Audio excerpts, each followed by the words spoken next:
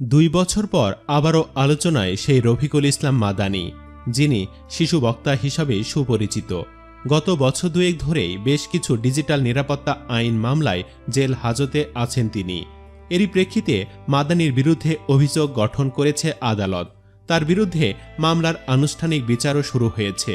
বিচারের জন্য সম্প্রতি তাকে যখন আদালতে তোলা হয়, তখন একটি ভিডিওতে দেখা যায় তার মাথায় ছিল হেলমেট, গায়ে পুলিশের বিশেষ জ্যাকেট, হাতে ছিল হ্যান্ডকাপ, পায়ে ডান্ডা বেড়ি। এই অবস্থায় দুজন পুলিশ তাকে ধরে নিয়ে যাচ্ছেন, যা নিয়ে তোলপাড় সামাজিক যোগাযোগ মাধ্যম। শিশু বক্তা খ্যাত রফিকুল ইসলাম মাদানীকে এভাবে আদালতে উপস্থাপন করার ভিডিও ভাইরাল চারিদিকে। ছোট একটি শারীরিক গড়নের এমন একজন মানুষকে যেভাবে আদালতে উপস্থাপন করা হয়েছে, তা দেখে অনেকে আঁতকে উঠেছেন। বিশেষ করে আলেম সমাজের মানুষের তো হৃদয়ে রক্তক্ষরণ হচ্ছে। তারা বলছেন, মাদকের মামলায় গ্রেফতার হওয়া পরীমনির আদালতে হাজির করা হয় ভিআইপি সম্মাননা দিয়ে।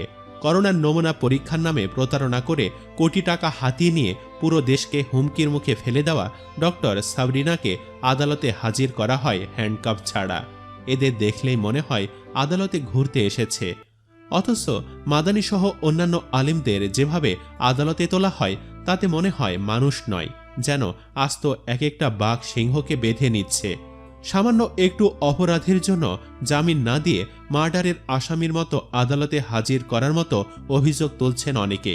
বিশেষ করে মাদানীর সবশেষ ভাইরাল ভিডিওটি নিয়ে সামাজিক যোগাযোগ মাধ্যমে চলছে সমালোচনার ঝড়।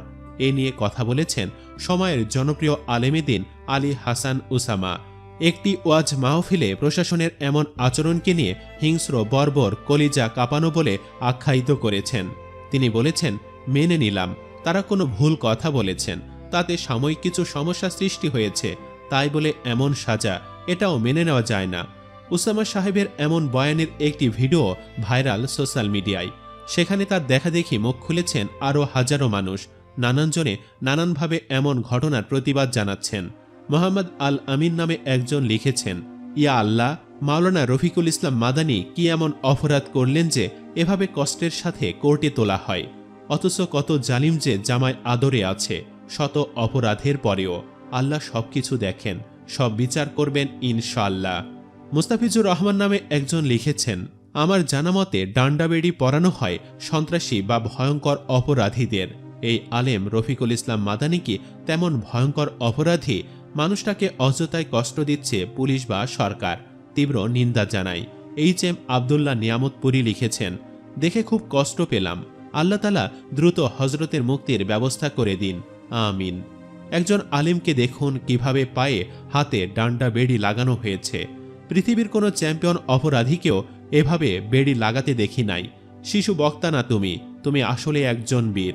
তুমি আসলে বীর কাশেমের অনুসারী বলেও মন্তব্য করেন তিনি। জানা গেছে, ঢাকার সাইবার ট্রাইব্যুনালের বিচারক এ.এম. জুলফিকার হায়াত আগামী 1 মার্চ সাক্ষ্য গ্রহণের দিন ধার্য করেছেন। অভিযোগ গঠনের শুনানিতে কাঠগড়ায় মাদানী সাহেব নিজেকে নির্দোষ দাবি করে ন্যায় বিচার চান। আসামিদের পক্ষে অব্যাহতির আবেদন করা হলেও বিচারক তা নাকচ করে এ মামলায় তাদের বিচার শুরুর আদেশ দেন।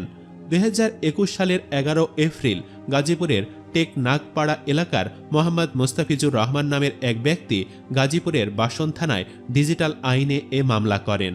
আসামি পক্ষের আইনজীবী সোহেল মোহাম্মদ ফজলে রাব্বি জানান, মাদানীর বিরুদ্ধে মোট 60টি মামলা হয়েছে। এর মধ্যে 3টি মামলায় তিনি জামিনে রয়েছেন। কয়েকটি মামলার বিচার চলছে এ ট্রাইব্যুনালে। এর মধ্যে গাজীপুরের গাছা থানা ও মতিঝিল থানার মামলা সাক্ষ্য গ্রহণ পর্যায়ে রয়েছে। ইন্টারনেটে শিশু বক্তা হিসাবে পরিচিত রফিকুল ইসলাম, তাকে রফিকুল ইসলাম মাদানী নামেও অনেকেই জানেন। ভারতের প্রধানমন্ত্রী নরেন্দ্র মোদীর ঢাকার সফরের প্রতিবাদে বিক্ষোভে অংশগ্রহণ করে পুলিশের হাতে আটক হয়েছেন। পরে কয়েক ঘন্টার মধ্যে পরিবারের জিম্মায় তাকে ছেড়ে দেয় পুলিশ। এরপরই তিনি ব্যাপকভাবে আলোচনায় আসেন। পরে আবার তাকে গ্রেফতার করে আদালতে পাঠায় র্যাব। রফিকুল ইসলামের কণ্ঠ, শারীরিক গঠন ও মুখাবয়বের কারণে তাকে কম বয়সী ছেলেদের মতো মনে হয়। তবে তার ঘনিষ্ঠরা জানিয়েছেন, 1994 সালে নেত্রকোনা জেলার পূর্বধলা উপজেলায় তার জন্ম। সেই হিসেবে তার বর্তমান বয়স 28 বছর। জানা গেছে, রফিকুল ইসলামের 4 ভাই ও 3 বোন। সুপ্রিয় দর্শক, মাদানির কথায় যদি কোনো ভুল ত্রুটি থেকেও থাকে, তবুও এই সামান্য অপরাধের জন্য কি তাকে এভাবে উপস্থাপন করাটা আপনি সমর্থন করেন? কমেন্ট বক্সে ইয়েস অথবা নো লিখে জানিয়ে দিন আপনার মূল্যবান মতামত। সেই সাথে ভিডিওটিতে একটি লাইক দিন এবং বেশি বেশি শেয়ার করুন। চ্যানেলটি এখনও সাবস্ক্রাইব করে না থাকলে অবশ্যই সাবস্ক্রাইব করুন। আল্লাহ হাফেজ।